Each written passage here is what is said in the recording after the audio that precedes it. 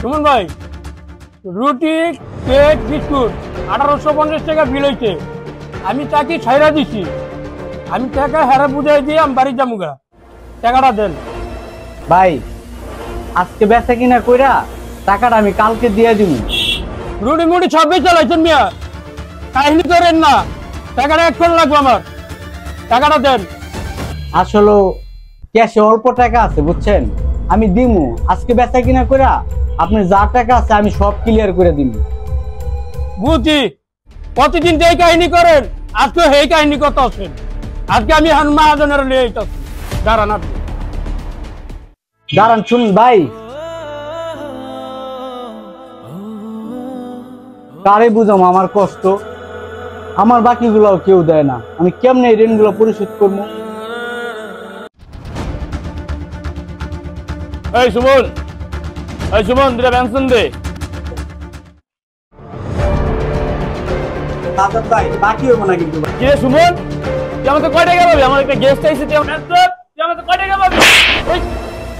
ভাই কথা কইলে টাকা চাইলো আপনারা মারেন, ধমক দেন।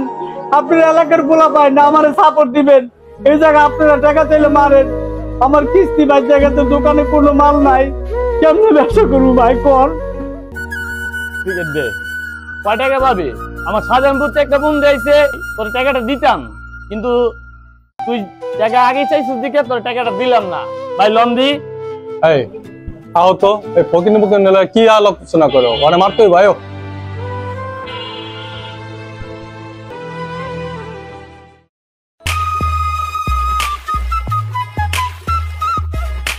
কেমন আছো? জি ভালো আছে, আপনি ভালো আছেন? সুন্দর করে একটা চা বানান। আচ্ছা বন, আমি বানাই দিতেছি।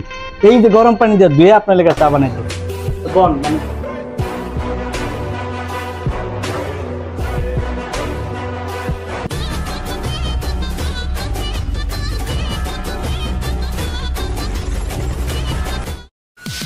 এই সুমন ভাই, আপনার তুমি একটা বাটপাড়ি শুরু করে দিচ্ছেন বুঝছেন ভাই। একটু দাঁড়ান, আমি চাটা দিয়ে। এই যে নেন ভাই, এখন আইছেন, সন্ধ্যার পরে আসেন, আমি কিস্তিটা দিয়ে দিব। ভাই আপনি যে পরে পরে করেন যে এই জিনিসটাই ভালো লাগে না। আপনার 11টা কিস্তি বাজছে, আবার মনে করেন যে 21 দিন পার হয়ে গেছে।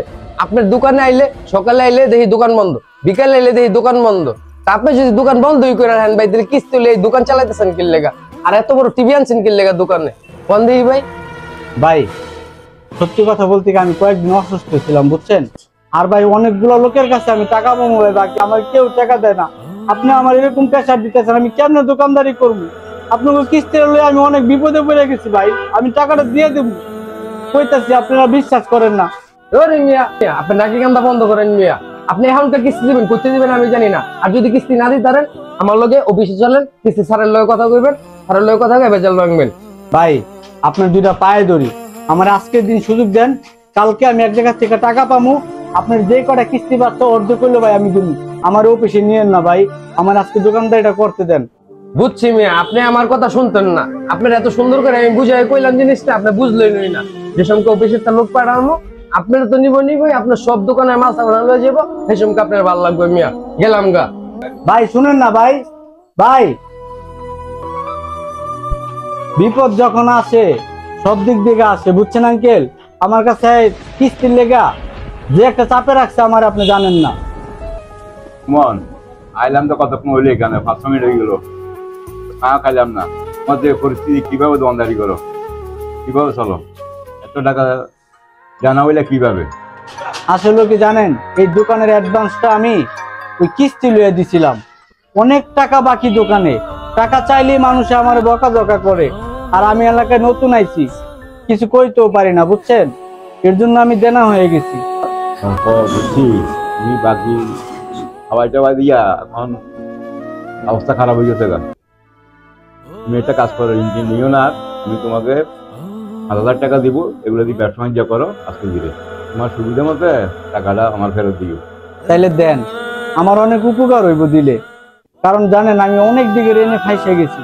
আমি যার কাছে টাকা পাবো, অল্প টাকা হইলেও অনেক জনের কাছে আছে, কেউ দেয় না কাকা। আমার সব এই জিনিসগুলা টাকা দিয়ে কিনতে হয়। এটা কেউ বুঝে না আমার দুঃখ।